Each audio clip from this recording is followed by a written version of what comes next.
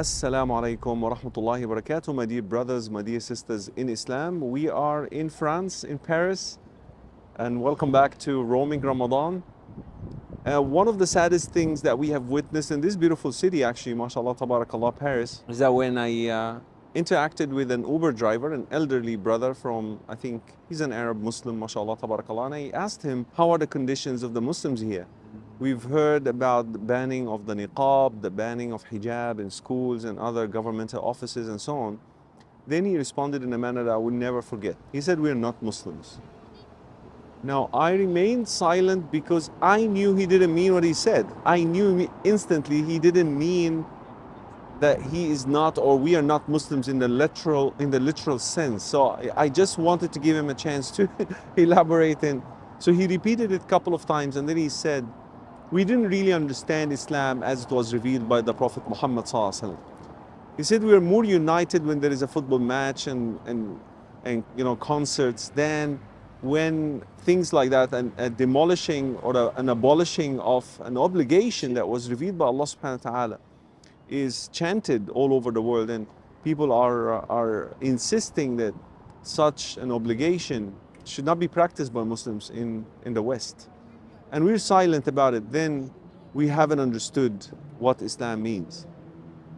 He kept on going and saying that we are disunited, we are the most disunited nations in the world. These are his words. Whether they are true or not, I will leave that to you in the comments to really interact with me, because I was disheartened to hear this elderly man. He's so old. Respectfully, may Allah subhanahu wa ta'ala grant him good health, and may Allah subhanahu wa ta'ala grant him good life as a Muslim, and may Allah subhanahu wa ta'ala grant him a sweet and beautiful end, and all of us, Ameen Rabbil Alameen. But why am I emphasizing on the old part? Because usually when we reach to a critical age in life, you don't fear any consequences anymore. You don't fear deportation from this country, that country. You just say the truth as it is.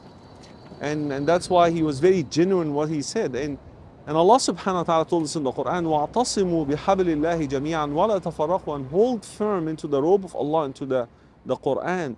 And the Quran is nothing but the obligations that Allah subhanahu wa ta'ala imposed on us, the prohibition and that which is allowed and that which is halal and that which is not right and so on. So if we don't stick to it, because of the fear that sometimes we develop as a result of, again, the financial security and whatnot, then Islam for us became something very shallow. May Allah subhanahu wa ta'ala protect us all.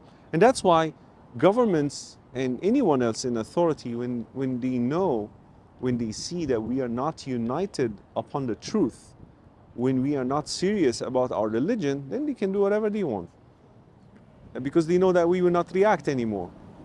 May Allah protect us all and grant us the right understanding. Pray for the Muslims in France, pray for the Muslims around the world, and may Allah subhanahu wa ta'ala grant us that unity that Allah subhanahu wa ta'ala emphasized in the Quran and its importance. May Allah subhanahu wa ta'ala grant us a time where no one would dare to touch any of the obligations that Allah subhanahu wa ta'ala had revealed in the Quran or through His beloved Prophet Muhammad sallallahu alaihi wasallam, because they know that we are serious about it.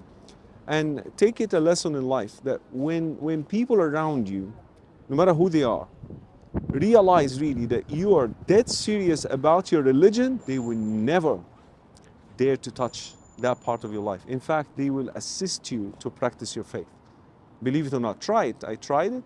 My wife, may Allah bless her, she tried it when she reverted from Catholicism into Islam. People in the beginning in the Philippines used to mock her, used to make jokes about her. And when they realized that she was very serious about her faith, they started to help her practice Islam. When we were in China, people used to mock us because of our prayers, because of our fasting, because we're not eating this, we're not drinking this. And when they realized that we were dead serious about our faith, they started warning us. Sometimes when the food is not halal, the boss started actually sending us earlier during Ramadan and so on and so forth. So remember, stick to your faith. Practice Islam despite any difficulties, and Allah will open ways for you, inshallah, and will ease your way in practicing that faith until we meet Him, inshallah. يَوْمَ لَا يَنْفَعُ مَالٌ وَلَا بَنُونَ إِلَّا مَنْ أَتَى اللَّهَ بِقَلْبٍ سَلِيمٌ. That day nothing will avail you, nothing will assist you, nothing will help you except when you come back to Allah with pure and sound heart. Assalamu alaikum wa rahmatullahi wa barakatuh.